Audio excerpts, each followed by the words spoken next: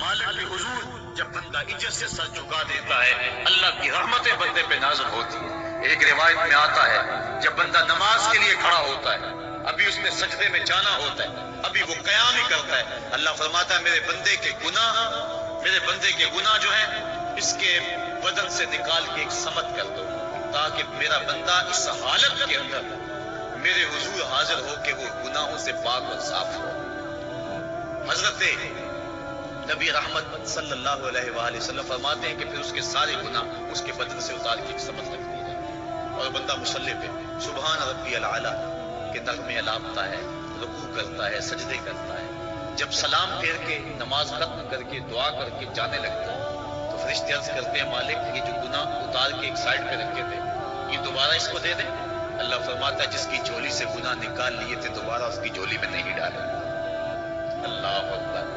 اور ایک روایت کے لفظ ہے کہ جب بندہ نماز کے لیے کھڑا ہوتا ہے اس کے کندھوں کے اوپر سارے گناہ آ جاتے ہیں اور اس کے سر کے اوپر گناہ آ جاتے ہیں۔ جب رکوع میں جاتا ہے تو کندھوں والے گناہ گر جاتے ہیں، اور جب بندہ سجدے میں سر رکھتا ہے تو اللہ تعالیٰ اس کے سارے گناہوں کو ختم کر دیتا ہے اور وہ بالکل پاک ہو جاتا ہے۔ حضرت سلیمان فارسی ایک دن ایک درخت کے نیچے کھڑے تھے، آپ نے درخت کی شاخ کو پکڑ کے جنبش دی، حرکت دی، اور اس میں خزاں تھا، درخت کی شاخ کے سارے زرد پتے گر گئے۔ ایک صحابی پاس کھڑے تھے، انہیں پوچھنے لگے عثمان تو نے مجھے پوچھا نہیں کہ میں نے درخت کی شاخ کو یوں ہلایا کیوں؟ انہوں نے کہا اچھا پھر آپ بتا دیں کہ آپ نے درخت کی شاخ کو یوں کیوں ہلایا ہے؟ کہا سنو پھر ایک دن میں اور چند صحابہ حضور کے ساتھ جا رہے تھے، رستے میں ایک درخت آیا، اس کے نیچے حضور کھڑے ہوئے، حضور نے اس طرح درخت کی شاخ کو پکڑ کے ہلایا، یوں پتے جھڑ گئے، ہم اس منظر کو دیکھتے رہے۔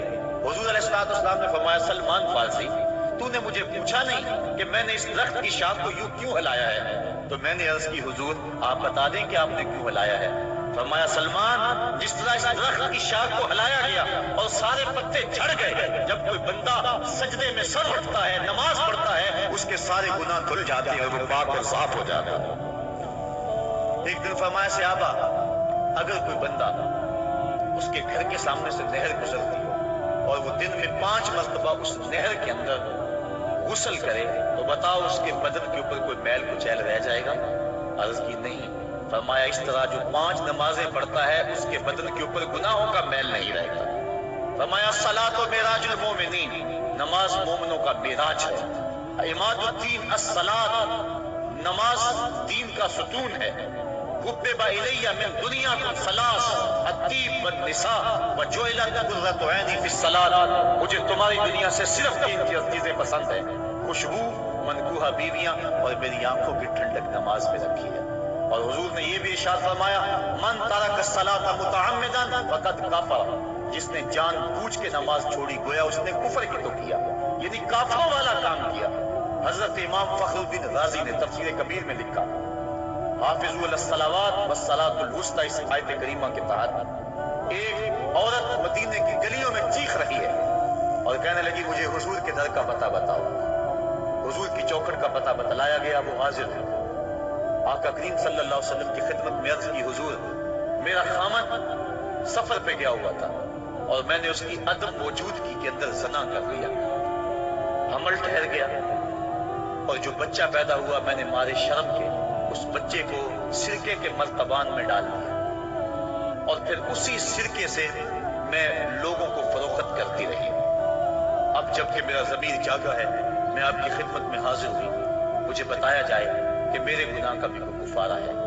حضور نے ارشاد فرمایا جو تو نے زنا کیا ہے اس کی سزا رجم ہے کیونکہ تو شادی شدہ ہے، اور جو تو نے بچے کو قتل کیا ہے قتل کی سزا قتل ہے، اور جو تو نے سرکہ بیچا ہے فقط ارتکبت کبیرہ، تو نے کبیرہ گناہ کیا ہے، اس کی سزا تو قیامت کے دن پائے گی۔ اس کے بعد حضور فرمایا ان تینوں گناہوں کی یہ سزا ہے، لیکن جس طرح تو گھبرائی ہوئی آئی تھی میں تو یہ سمجھا تھا شاید تیری نماز اثر قضا ہو گئی ہے۔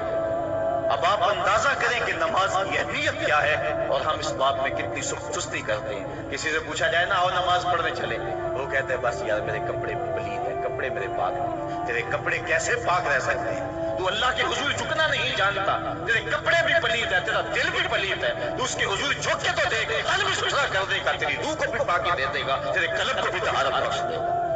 تو اس کے حضور آ جھک، اس کے حضور سجدوں سے اللہ کے حضور خراج پیش کر اپنی محبتوں کا۔ جب بندہ سجدے میں سر رکھتا ہے اللہ فرشتوں میں فخر کرتا ہے، میرے بندے کو دیکھو نا، بالآخر میرے حضور ہی جھکا ہے نا، کتنے گناہ کیے اس نے، کتنے جرم کیے اس نے، لیکن بالآخر میرے حضور آیا اور اپنے گناہوں کی معافی مانگتا ہے۔ فرشتوں گواہ ہو جاؤ، میں نے اپنے اس بندے کی مغفرت فرما دی۔ تو اللہ کے حضور نماز پڑھنے والا، بلکہ ایک روایت مسند امام احمد بن حنبل میں موجود ہے، حضور فرمایا جب بندہ نماز کے ارادے کے لیے اٹھتا ہے اور وضو کرنے کے لیے جب پانی کا پہلا قطرہ چلو پہ لیتا ہے، جو ہی اس کے بدن سے وضو کا پانی چھوتا ہے اللہ اس کے گناہوں کو معاف فرما دیتا ہے۔ جس نماز کے قصد کے لیے اٹھیں اور وضو کریں اور پانی چھوتے ہی گناہ معاف ہو جائیں، اگر اس نماز کا اعلیٰ درجہ سجدہ کر دیا جائے تو پھر مالک کی کتنی رحمت نازل ہوگی۔ یہ کتنی بڑی دولت ہے، یہ کتنا بڑا سرمایہ ہے جس سے ہم لوگ محروم رہ جاتے ہیں۔ آؤ اللہ کی رحمتیں سجدے میں ڈھونڈیں، سجدے میں پیشانی رکھ کے جب ہم اس کی رحمت کو مانگیں تو وہ مالک ہمارے اوپر رحمتیں نازل کرے گا۔ آج پوری دنیا کے اوپر مسلمانوں کے ساتھ جو حالات ہیں وہ کسی سے مخفی نہیں۔ کوئی کہتا ہے کہ معاشی طور پہ مسلمان کمزور ہے، اس وجہ کو بھی میں تسلیم کرتا ہوں۔ مسلمان کے پاس آلات حرب و ضرب بھی موجود نہیں ہے، اس وجہ کو بھی تسلیم کر لیا جائے۔ سیاسی طور پہ مسلمان کمزور ہیں، اس وجہ کو بھی تسلیم کر لیا جائے۔ یہ ساری وجہیں اپنی جگہ پہ، لیکن یہ بھی تو سنو مسلمانوں کی تعداد اس وقت 1,40,00,000,000 ہے۔ افرادی قوت اتنی کبھی بھی مسلمانوں کی نہیں ہوئی تھی۔ اس وقت مسلمانوں کے پاس ایٹمی طاقت موجود ہے، اتنی قوت عسکری کبھی بھی مسلمانوں کے پاس نہیں ہوئی تھی۔ 56 اسلامی ملک ہیں جن میں قیمتی معدنیات سے اور تیل کی دولت سے اور سونے کی قیمتی معدنیات سے یہ مسلمان مالا مال ہیں۔ کیا کچھ نہیں ہے جو مسلمانوں کے پاس نہ ہو، لیکن ایک دولت چھن گئی مسلمانوں کے پاس، وہ سجدے کی آبرو، وہ سجدے کی عزت، وہ پیشانی رکھ کے اس رب کو پکارنا جو سب سے اعلیٰ ہے، جو سب سے بالا ہے، جس نے موسیٰ کے فرعون کو نیل کی موجوں میں ڈبو دیا۔ کیا پوری امت مسلمہ 1,40,00,000,000 انسان سجدے میں سر رکھ کے سبحان ربی الاعلیٰ کے نغمے آلات کے اپنے رب سے گزارش کریں اور اپنی امت کا رونا روئیں؟ کشمیر میں لٹتی ہوئی جوانیاں اور کل قدس کے اندر بہتا ہوا خون، شبرغان سے لے کر کابل و قندھار تک اور موصل سے لے کر تقریب تک مسلمان کے اوپر جو ظلم و تشدد ہو رہے ہیں، اپنے رب کے حضور اس کا دکھڑا سنائیں اور اپنے مالک کو کہیں میرے مالک ہم لٹ گئے، ہم کٹ گئے، ہم پٹ گئے۔ اسلحے بھی موجود، افرادی قوت بھی موجود، سیاسی طاقتیں بھی موجود، لیکن اس کے باوجود مسلمان دبتا چلا جا رہا ہے۔ اسی کشتی کو ہے خوف تلاطم صد حیف منہ موڑ دیے تھے جس نے بڑھتے ہوئے طوفانوں کے، جو 300 ہو کر جرأت اور وہ طاقت اور وہ عظیمت کی داستانیں رقم کرتے ہیں کہ مالک تو بھی اس دن کو یوم فرقان کہہ کے پکارتا ہے۔ آج وہ امت بھیج منجدار کے اس امت کی کشتی ہچکولے کھا رہی ہے۔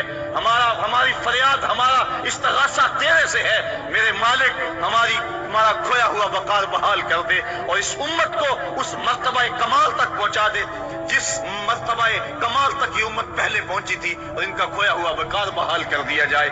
آج بھی ہم اگر سجدوں سے اپنے رب کو منا لیں اور وہ روٹھا ہوا رب آج بھی ہماری مدد کے لیے آ جائے تو پھر کوئی قوت، کوئی طاقت ہمیں نہیں لتاڑ سکتی۔ آئیے ہم سجدے سے اپنے مالک، اپنے خالق اور اپنے رازق کے حضور اپنی محبتوں اور اپنی الفتوں کا خراج پیش کریں۔ نماز ایک ایسی عبادت ہے جس کا حکم قرآن میں 750 مرتبہ کے قریب دیا گیا۔ اور ایک آخری بات عرض کر کے اپنے موضوع کو سمیٹنا چاہوں گا۔ میرے اور آپ کے آقا مولا حضور نبی رحمت صلی اللہ علیہ وسلم پر جب وقت آخر آیا تو آخری وصیتیں جو حضور نے اپنی زندگی میں کی وہ کیا تھی؟ 2 وصیتیں تھی حضور کی آخری، جب حضور ایام مرض میں تھے، اور آخری وصیتیں اس کے بعد حضور نے کوئی کلام نہیں کیا، وہ یہی تھا الصلاۃ الصلاۃ الصلاۃ الصلاۃ۔ لوگوں میں تمہیں نماز کی تاکید کرتا ہوں، میں نماز کی تاکید کرتا ہوں۔ اور دوسرا فرمایا جو تمہاری ملک میں تمہارے غلام اور تمہاری لونڈیاں ہیں ان کے ساتھ اس نے سلوک کی تاکید کرتا ہوں۔ یہ آخری 2 باتیں تھی جو حضور نے ارشاد کی۔ حقوق اللہ کے حوالے سے نماز اور حقوق العباد کے حوالے سے حضور نے کمزوروں کے حق ان تک پہنچانے کی تاکید امت کو دی، اور اس کے بعد پھر حضور انتقال کر گئے۔ آئیے ہم سجدوں سے اپنے رب کو راضی رکھیں۔ اللہ مجھے آپ کو توفیق عمل عطا